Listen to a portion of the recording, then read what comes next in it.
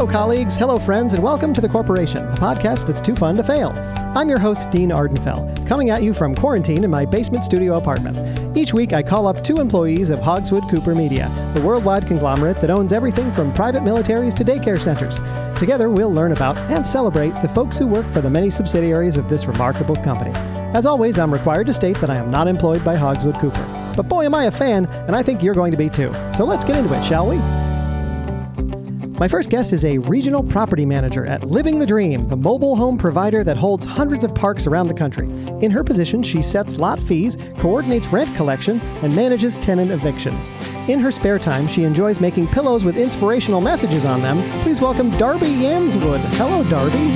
Hi there. Oh, I just love hearing myself described. I am truly living my dream. Well, it's nice to hear that you're living a dream and that dream is yours. You get people, speaking of dreams, you get people into mobile homes who may not be able to afford regular houses. Is that right? Dean, every house is a regular house, okay? And we don't even really say mobile homes anymore. We say tiny homes with wheels that are almost always parked in a lot. That makes sense, because there is definitely like a trend toward the tiny home. So I could see why like a mobile home might be sort of reimagined and rebranded as a tiny home with wheels. Absolutely. Right. I mean, it is just the best possible job. I can't even tell you. My days are filled with excitement and joy. Well, that's great. And, it's interesting to hear you describe your position that way, because I know you are responsible for some of the more unseemly parts of this industry. You're catering to people who may not be able to afford more traditional homes. And so you've got these chattel loans with high interest rates, and people get into those loans and then potentially have problems with them. But that's the fine print they've got to read, right? Absolutely, Dean. I see myself as sort of a tough love authoritarian mom, or that teacher that you hate but actually made you better. I make sure people stick to their agreements and do what we need them to do, which is pay up. I mean, we don't need the money, but we're teaching them a valuable lesson. Absolutely. I mean, you have shareholders to accommodate, right? You would not believe the big names that are interested in quietly having a stake in tiny homes. I mean, so Steven Spielberg, he bought several of our lots when he made that 80s arcade movie. There's many people I'm trying to please. So there is like a certain degree of stardom in this industry. Oh, yeah. Are you saying I'm a star? I think. Well, yes. I mean, if the shoe fits, I suppose, right? Yeah, wow. The glass slipper does indeed fit. It is glamorous. It is even glamorous when I am trying to evict not only human beings, but raccoons or other opossum who may have taken up residence in our incredible units. Right. I suppose there's a certain degree of glamour in all of that. What I think is so interesting about this is that your company can really just raise the lot rent at whim whenever they want. And that's got to be good for profits, because they're kind of it's a scenario where they may have bought the mobile home, but they are renting the land underneath it, and it's difficult and expensive to move the mobile home, so they're kind of, for lack of a better word, stuck there, right? Oh yes, I mean, the way that we determine our rent prices is it's a lot like picking a lottery number. You want to choose some numbers that sound great, and ideally it would be right on the edge of someone's comfort level where they're feeling aspirational, like they could pay for it, but they ultimately can't. But you're going to give them that shot. You're going to help them take that leap. I know it almost never works out for them, but it does really work out for us. Interesting. And you've got like, what happens when someone, you're in a situation where someone is complaining that they don't have the money for medication, let alone this exorbitant rent that you've jacked up the lot fees on. Like, what do you do in a scenario like that where it's your job to essentially get them to pay up or ship out? Sure. I mean, in those cases, I do have my secrets. One of them is installing a bird feeder in their home so that they're suddenly overwhelmed by outside creatures, and they're just they really focus on their home. So it seems like a good big part of your job is either trying to get rodents and birds into homes or get them out of them. A lot of vermin management. Yeah, I started in the vermin management internship, and then I work my way up. So that's sort of my specialty. So Live in the Dream Mobile Parks has a vermin management sort of internship program. Yes, unpaid. Interesting. But there's a lot of opportunity there. I see. Wow.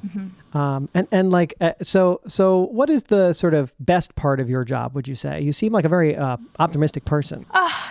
The best part of my job is convincing folks to take on that second mobile home. Once in a while. You actually get people to do that. Once in a while, I have upsold people, they need more space. They complain, oh, this is too small. This is horribly managed. It's so dirty around here. And so what I say is, why not double your room size?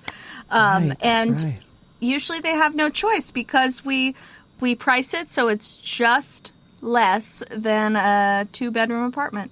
And I mean, have you ever been accused of entrapment or really preying on the least fortunate in our society? Of course. We have been accused of all manner of terribly untrue things, as if we're not just trying to do the right thing for people and make a better America and a better world. What we usually say is, get out. You're evicted. Yeah, and I know that that's part of your job is to ensure the smooth exit of specific tenants, and also it seems like you've had some experience preventing the tenants from forming sort of tenants unions and stuff. So I wonder if you could speak to that sort of like that part of your job, sort of tenant relations as it pertains to preventing them from organizing and evicting people who don't pay. Well, Dean, that is, if I may say, that's one of the fun parts. Because what we like to do is we like to get a good underground gossip rumor going about the tenant that we want to leave. And then the rest of the tenants, if you do your work right, they just bully them out for you. And that is it's just... They bully them out for you? Oh, yes. If you get the right rumor. If you get the right rumor going. What are some of the good rumors that you could spread about someone that would cause all of their neighbors to want them out? Oh, well, of course, there's always mistaken identity, that they're not who they say they are. They are, you just go through an old newspaper, you find a cold case, and you just float the idea that the killer is still at large and matches the description of your tenant. Wow. Now that is diabolical and really intelligent. It's fun. It's fun. It's fun for you. Just essentially playing God with poor people's lives is fun. I mean, I'm not going to say no.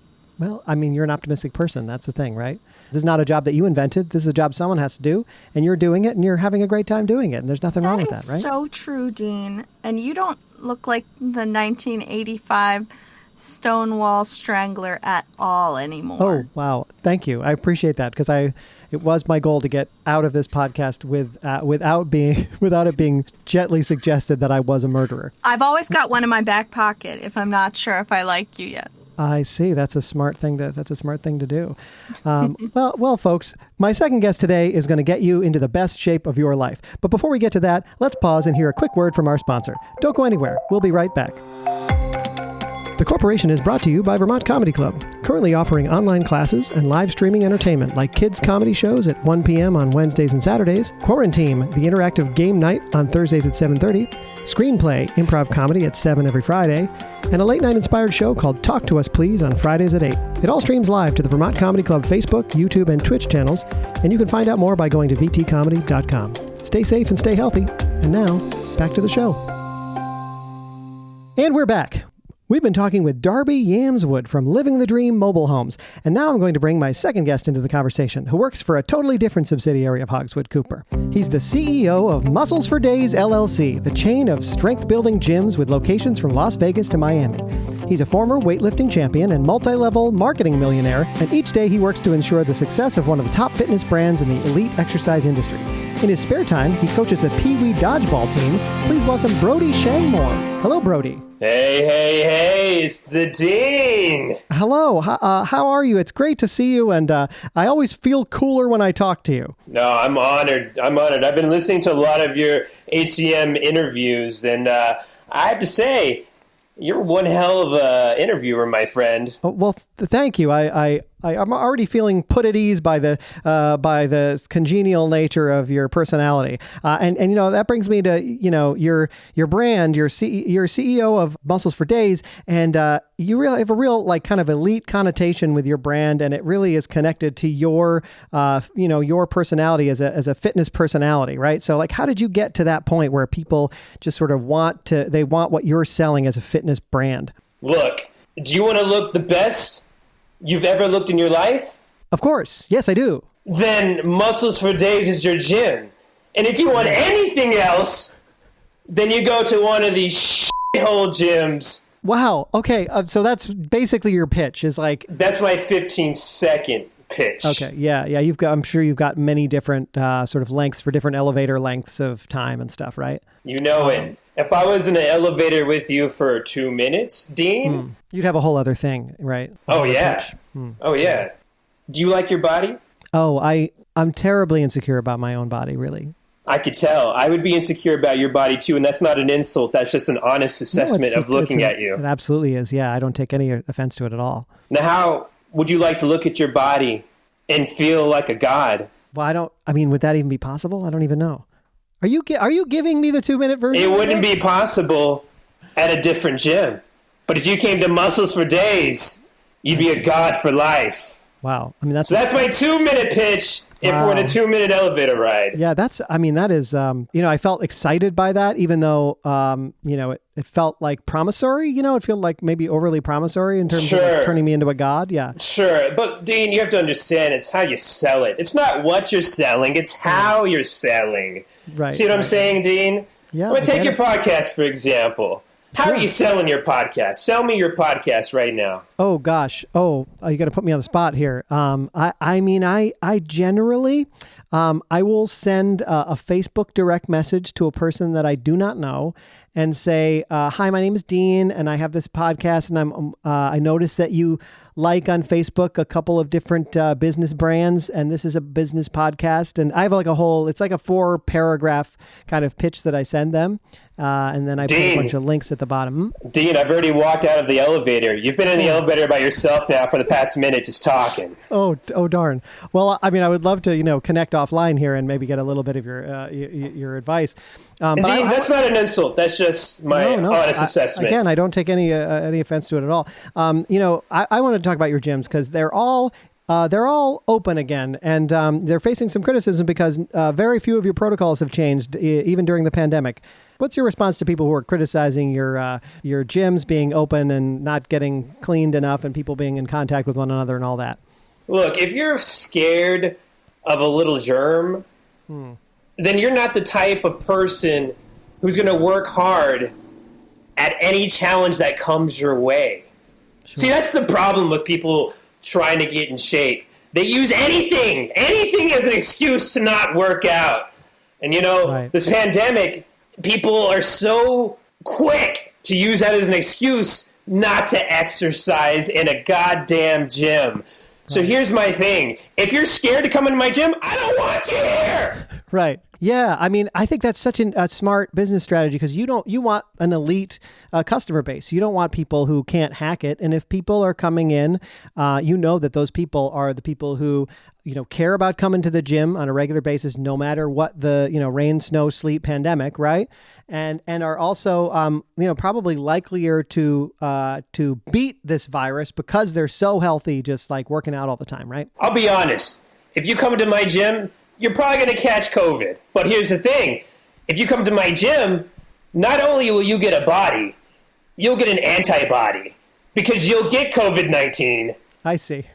And then you will create your own vaccine in your own body, all right? So I'm working you externally and internally. I'm turning this pandemic COVID thing into my own marketing ploy. You understand how it works, Dean? Yeah. You understand how it works and what it takes? A body and an antibody. That's so smart. And I mean, I could see that on a T-shirt, really. Oh, yes, you can. I just wanted to mention real briefly here that, you were recently the victim of a boycott because it turns out that your founder was organizing fundraisers for like extreme right-wing politicians, even though your, public-facing brand is more liberal. So like people started to find out about all the machinations behind the scenes, and they started a big uproar and tried to cancel all their memberships.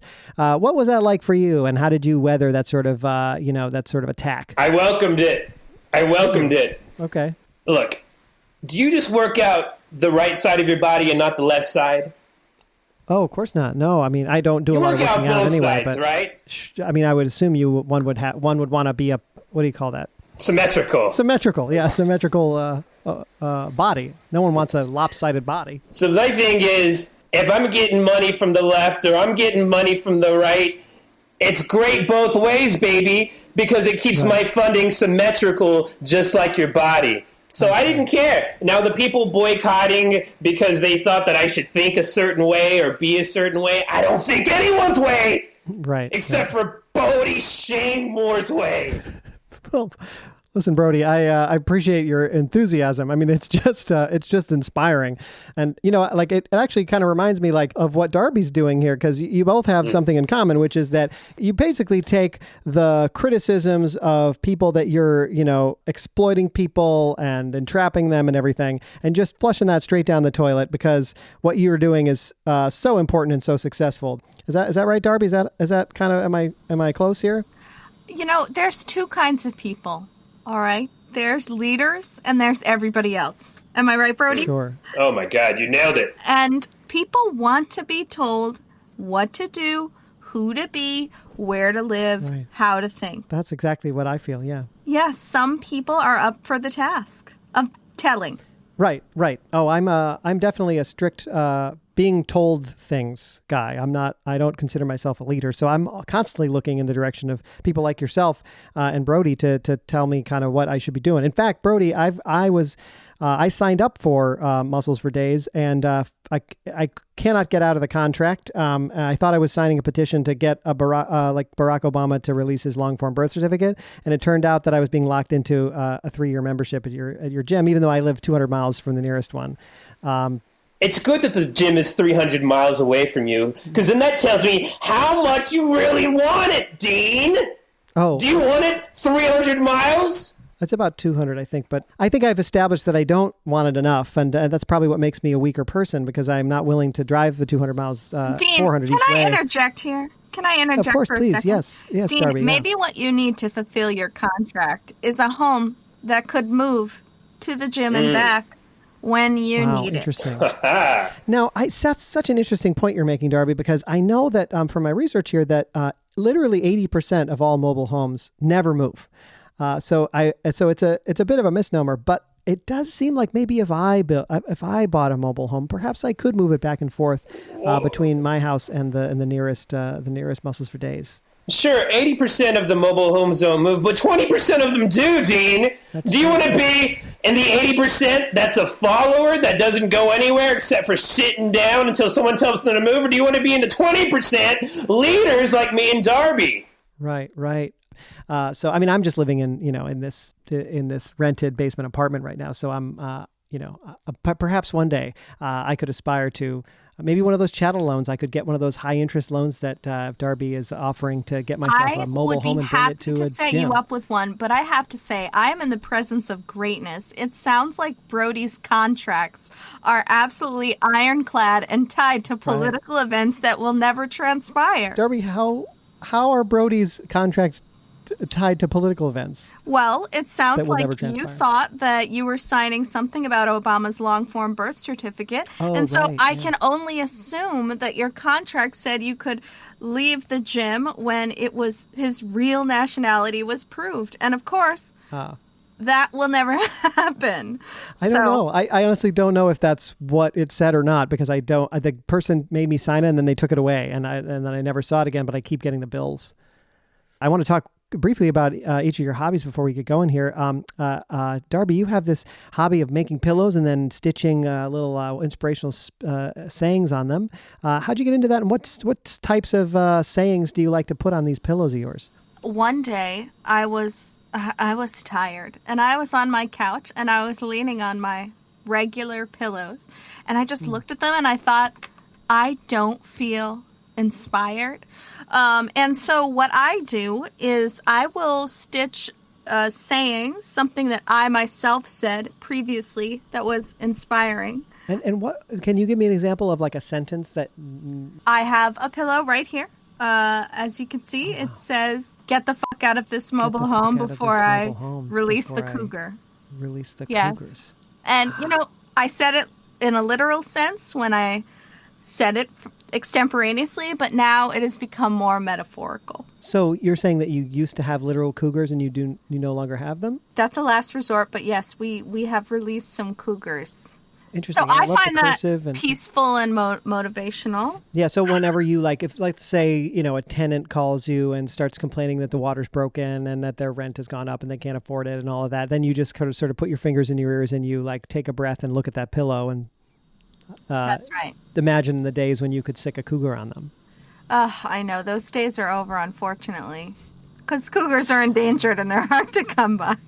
Well, I'm sure you'll find, I've heard that it only costs about $200 to get a tiger cub. So, well, that's good news. Everybody's rent just went up by $200. Oh, everybody's. Wow, that's a lot of revenue. And Brody, you've got this Pee Wee dodgeball team that you coach. Tell me about that. What's it like taking a bunch of really young children and teaching them to pelt each other with balls? Well, it's teaching them life, Dean. And if you get hit by a dodgeball directly in the face, whether or not you cry determines whether or not you're going to make it in this life. Wow. The kids I work with are about 8 to 12 in that range. Oh, okay. And so what you're basically asking me, what is it like to turn boys into men? Right. I mean, some would call that toxic masculinity or just It's the most toxic.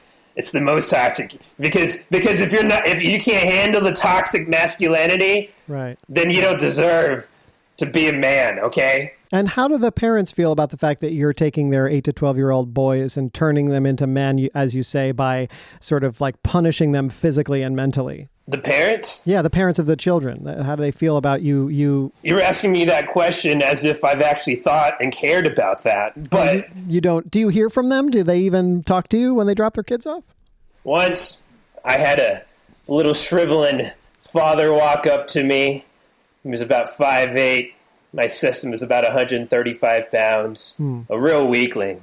Sure. And he came up to me and he said, "Brody, I feel like you're being a little rough on my boy. Apparently he cried and you called him less of a man." And I said, "I didn't say less of a man. I said sissy." And then he said, "Well, I was trying not to say that word because it's so crass and offensive." And I said, "Is there a point to this conversation?" And I grabbed a dodgeball and I said, "No way. Choose your words rightly." Wow.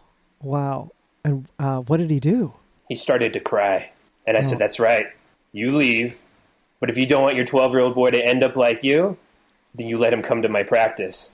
And I guess word got around, and no parent ever questioned me after that. So. When he was walking away from you in tears, sobbing, what did you do with the dodgeball you had in your hand? I threw it at the back of his head. Okay, that's what I figured. Yeah, I mean, you're just a constant wellspring of just an education in how to be a man, right? There's this whole thing now with men trying to be more sensitive and more thoughtful of their actions. And this whole, it's weakening men, and I don't like it, Dean. Is there some reason for that? Don't like it. I can't help but notice that your eyes are kind of watering a little bit. Is there something that you're holding back that you want to tell me? Because it seems like you're getting like sort of upset, like really upset every time we talk about the idea of men sharing their feelings.